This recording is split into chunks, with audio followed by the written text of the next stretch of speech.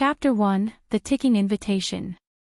The city of Valthorn was a labyrinth of steam and shadow, its cobblestone streets slick with the residue of 1,000 hissing pipes. Towers of brass and iron loomed overhead, their spires piercing a sky perpetually bruised with storm clouds. It was a place where progress and decay danced a strange waltz, where the clatter of machinery drowned out the whispers of the past. And in the heart of it all, beneath a clock tower that hadn't chimed in a century, lived Alara Vey, a tinkerer with oil-stained hands and a mind full of impossible dreams. Alara was no stranger to the peculiar. She'd spent her 27 years salvaging scraps from the city's underbelly, gears from abandoned automatons, springs from shattered clocks, and once, a crystal lens that shimmered like liquid starlight. Her workshop, a cluttered attic above a pawn shop, was a shrine to her obsession, building something extraordinary. But on the night of the storm, when the wind howled like a beast unleashed, something extraordinary found her instead. It began with a knock. Not a timid tap, but a sharp, metallic clack-clack-clack that rattled the warped wooden door. Alara set down her soldering iron, wiping sweat from her brow. She wasn't expecting visitors. No one ventured out in weather this foul. Cautiously, she unlatched the door, and there it was, a mechanical bird, no larger than a sparrow, perched on her threshold. Its feathers were etched brass, its eyes twin rubies that glinted in the flickering gaslight. In its beak dangled an envelope, sealed with black wax. The bird didn't wait for her to take it. With a whir of gears, it dropped the letter and took flight, vanishing into the tempest. Alara snatched the envelope before the wind could claim it, her fingers trembling as she broke the seal. Inside was a single sheet of parchment, its edges singed as if kissed by flame. The script was elegant, precise, penned in ink that shimmered like molten gold. Alara Vey, your presence is requested at the Clockwork Oracle. Midnight. Bring your curiosity. Leave your fear. See. Beneath the message was a map, etched in delicate lines that glowed faintly, leading to a district she'd never dared explore, the Hollow Spire, a crumbling relic on the city's edge, rumored to house ghosts and madmen. The Clockwork Oracle, she'd heard the name in tavern tales, a mythic machine said to predict the future, built by a genius who vanished decades ago. Most dismissed it as legend. Alara, however, felt a spark ignite in her chest. This was no prank. This was a summons. She glanced at the clock on her workbench, 11:17. The storm raged louder, rain hammering the skylight like a drumbeat. She could stay, safe in her attic, tinkering with trinkets. Or she could go, chase the unknown, and maybe, just maybe, touch the edge of something greater. With a grin that bordered on reckless, she grabbed her coat, a satchel of tools, and her favorite invention, a collapsible lantern that flickered with a soft, blue glow. The night awaited. The journey to the Hollow Spire was a gauntlet of wind and shadow. Valthorn's streets twisted like a serpent's spine, lined with shuttered shops and looming factories belching steam. Alara ducked under awnings, her boots splashing through puddles that reflected the city's jagged silhouette. The map pulsed in her hand, its lines shifting as she moved, guiding her through alleys she swore hadn't existed yesterday. By the time she reached the spire, her coat was soaked, and her heart pounded like a piston. The Hollow Spire was a monolith of rust and ruin, its walls streaked with verdigris. A single archway yawned at its base, framed by statues of winged figures whose faces had eroded to blank stares.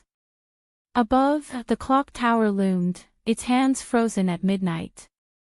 Alara's lantern cast trembling light as she stepped inside, the air thick with the scent of oil and decay. The interior was a cathedral of machinery, pipes snaked along the walls, gears the size of wagon wheels hung suspended, and a faint, rhythmic ticking echoed from somewhere deep within. At the center of the chamber stood the Clockwork Oracle.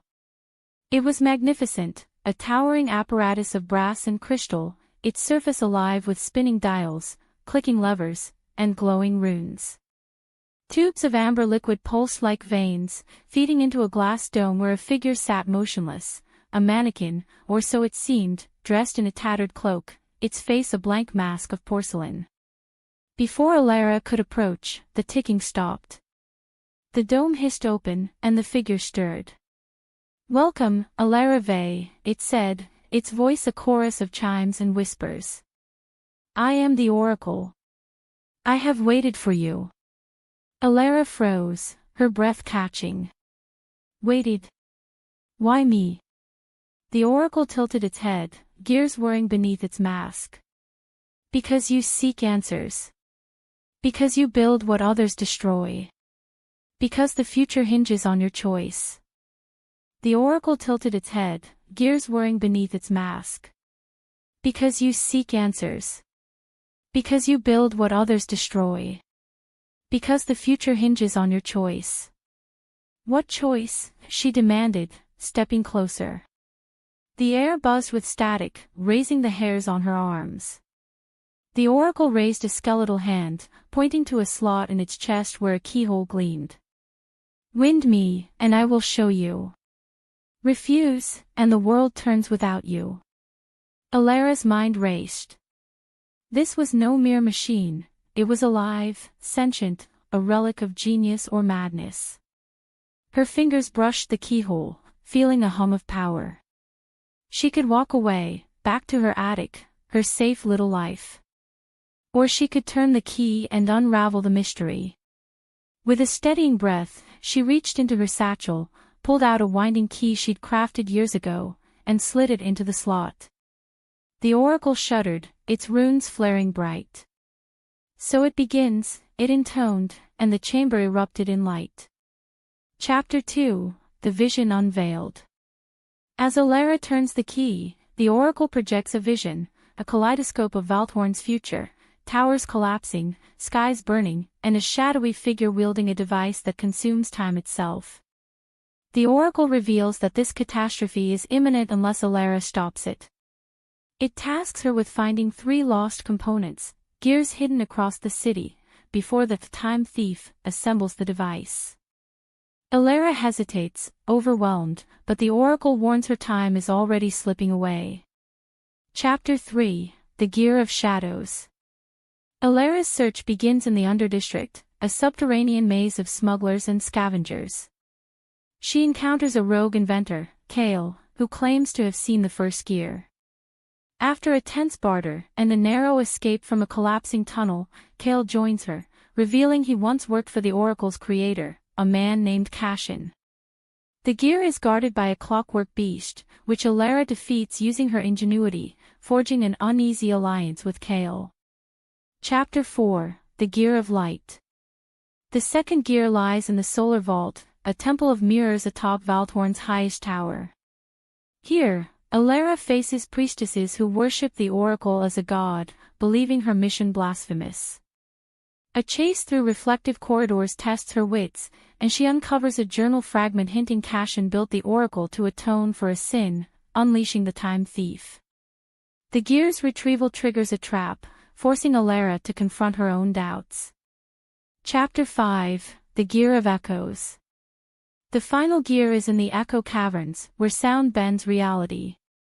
Alara and Kale navigate illusions and riddles, piecing together Cashin's downfall. He tried to cheat death, creating the time thief as his shadow self. The gear's guardian, a fractured version of the Oracle, reveals Alara's role was foretold. She claims the gear, but Kale betrays her, stealing it for the time thief, driven by a promise of immortality. Chapter 6, The Reckoning. Alara returns to the Hollow Spire, racing against Kale and the time thief, a grotesque fusion of man and machine. In a climactic battle, she uses the Oracle's power to rewind moments, outsmarting her foes. She destroys the device, but the Oracle shuts down, its purpose fulfilled. Valthorn is saved, yet Alara wonders if she's merely delayed the inevitable. In the end, she rebuilds the mechanical bird, sending it skyward with a new message: the future is ours to make.